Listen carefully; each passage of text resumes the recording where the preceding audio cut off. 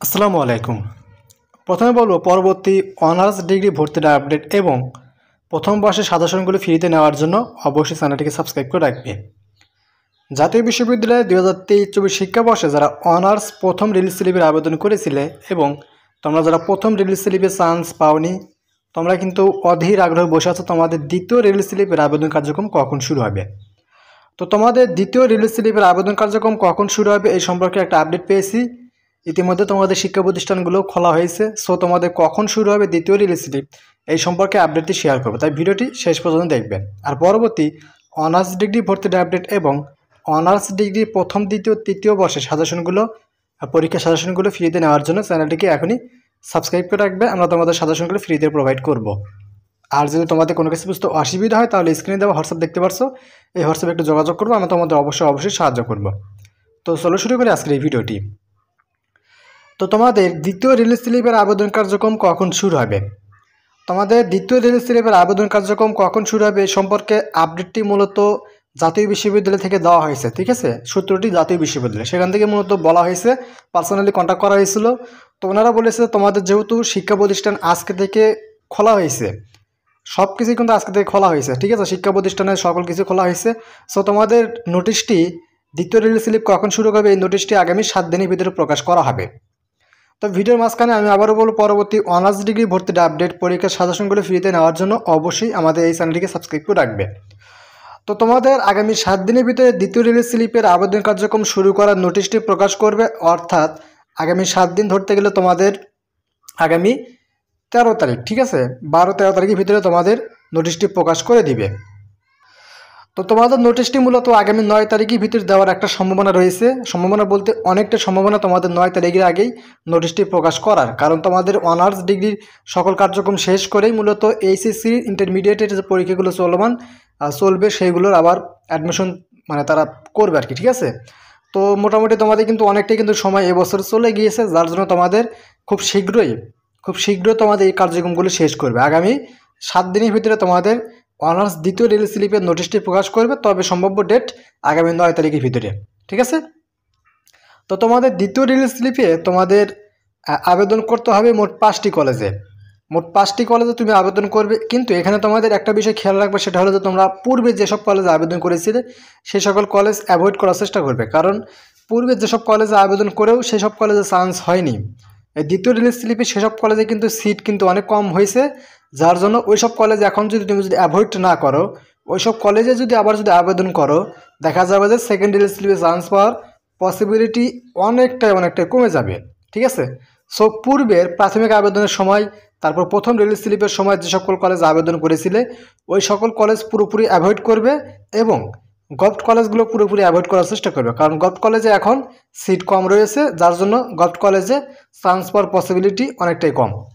আর তোমরা সবসময় চেষ্টা করবে যে নন গভর্নমেন্ট কলেজগুলো দেওয়ার জন্য, যদি পড়াশোনার সামর্থ্য থাকে তাহলে নন গভর্নমেন্ট কলেজগুলো দিয়ে তোমাদের আবেদন করতে হবে। তাহলে দেখা যাবে যে নন গভর্নমেন্ট কলেজগুলোতে চান্স পাওয়ার পসিবিলিটি সব থেকে বেশি থাকবে। এবং যদি গভর্নমেন্ট কলেজগুলো দিতে চাও সেক্ষেত্রে সাজেস্ট থাকবে এটাই যে গভর্নমেন্ট কলেজ দিবা ঠিক আছে, কিন্তু যে সকল গভর্নমেন্ট কলেজে সিট রয়েছে অনেকটাই বেশি, ঠিক আছে, সেই সকল গভর্নমেন্ট কলেজগুলো দেওয়ার চেষ্টা করবে, তাহলে দেখা যাবে সেখানে চান্স পাওয়ার পসিবিলিটি থাকবে। আর তোমাদের গ্রুপের সাবজেক্টগুলোতে আবেদন করার চেষ্টা করবে, অর্থাৎ তুমি এইচএসসিতে কোন সাবজেক্টে ছিলে।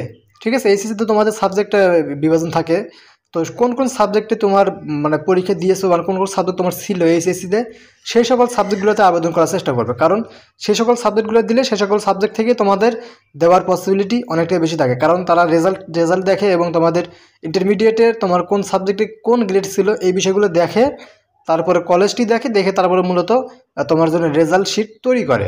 ঠিক আছে, সো তোমাদের এইচএসসিতে কোন সাবজেক্টে তুমি পড়াশোনা করেছো সে সকল সাবজেক্টে আবেদন করার চেষ্টা করবে এবং তোমাদের জিপিএর পরিমাণ দেখে শুনেই তুমি আবেদন করবে, তাহলে দেখা যাবে যে চান্স পাওয়ার পসিবিলিটি অনেকটাই বেশি থাকবে।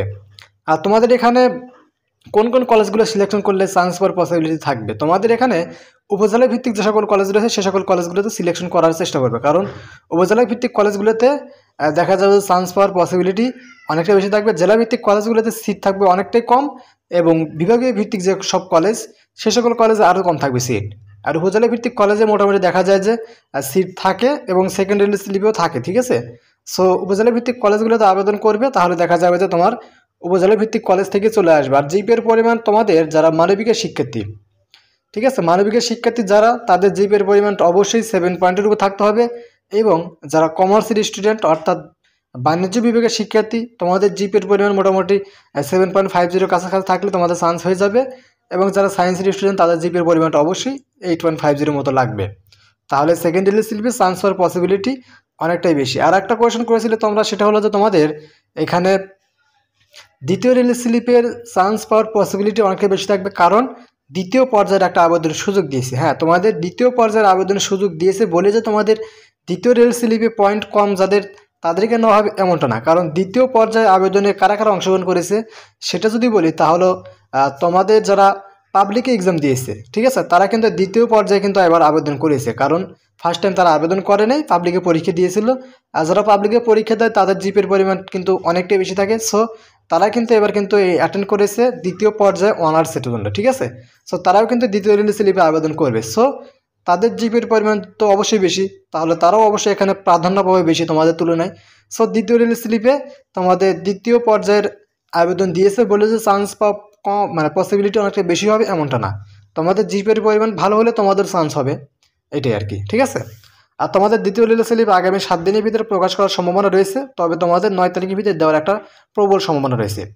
তো এটা ছিল ভিডিওটি কেমন লাগলো অবশ্যই কমেন্ট করে জানিয়ে দিবি। ভিডিওটি ভালো লাগলে অবশ্যই লাইক করবে, চ্যানেলটিকে সাবস্ক্রাইব করে রাখবে পরবর্তী অনার্স ডিগ্রি ভর্তির আপডেট পরীক্ষার সাজেশনগুলো নেওয়ার জন্য। তো আজকের মধ্যে এখানে শেষ করবো। সব ভালো থাকবে, আল্লাহ হাফেজ।